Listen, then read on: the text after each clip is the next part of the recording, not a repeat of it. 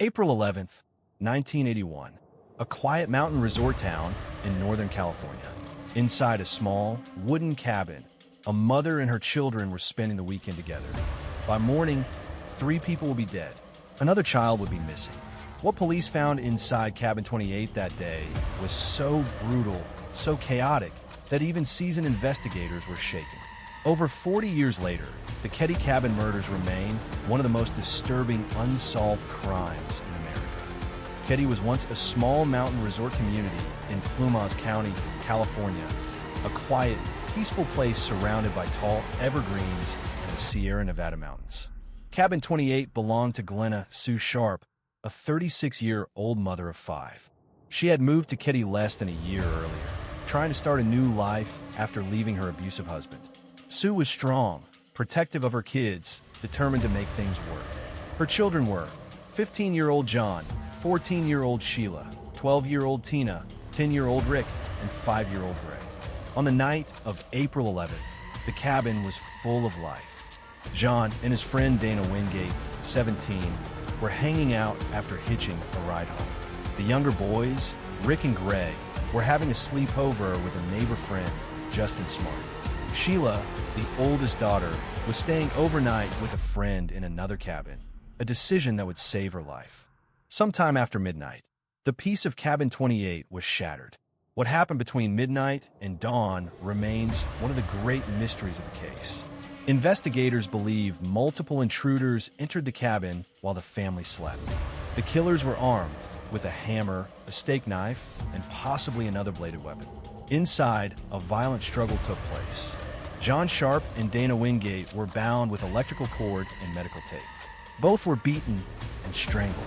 Sue Sharp was found on the living room floor, her hands and feet tied, her body covered partially with a blanket.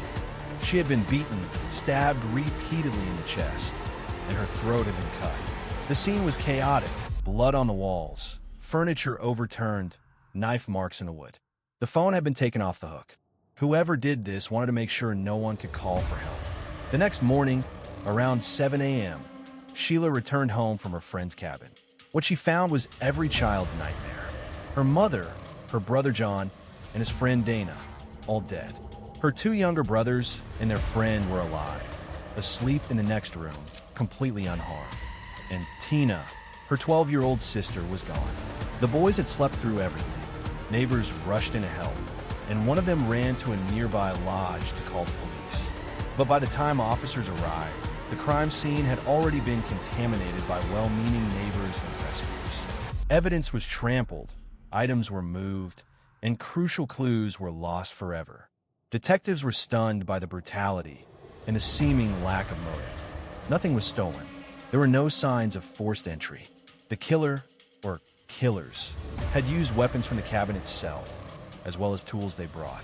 Police quickly focused on 2 local men, Martin Smart, the father of Justin, the boy who had stayed in the cabin that night, and his friend, John Bo Babade.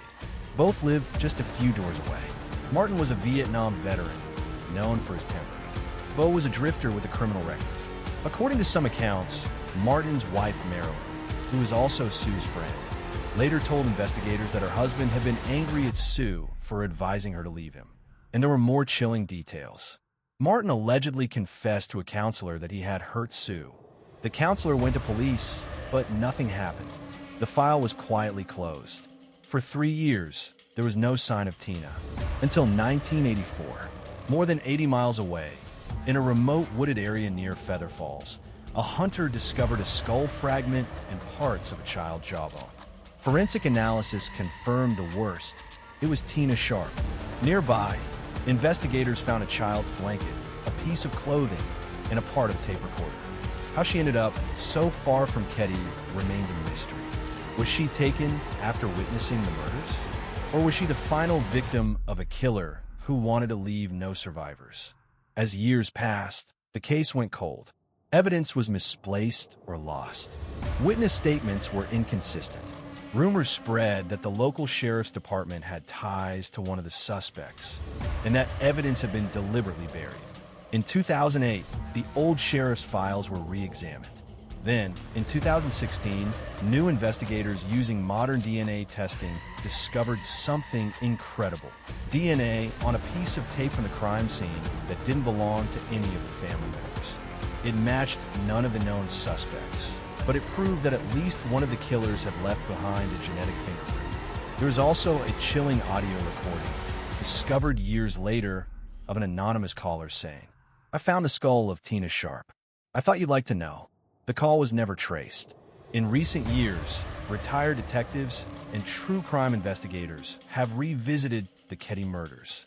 Many now believe the case was solvable all along, but mishandled from the beginning.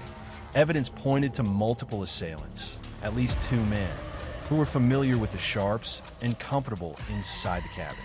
Martin Smart and Bo Bobade remain the prime suspects, though both are long dead. Still, investigators believe at least one living accomplice may still be out there.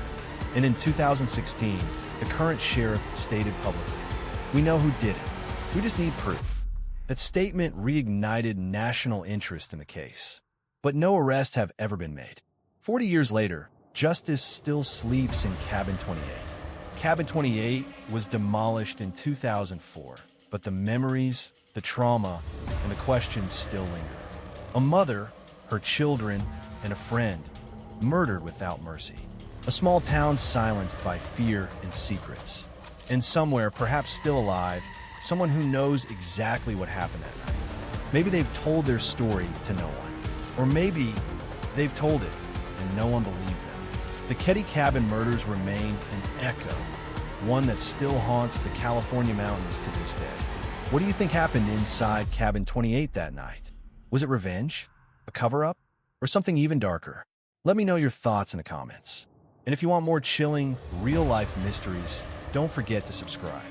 Because sometimes the past doesn't stay buried.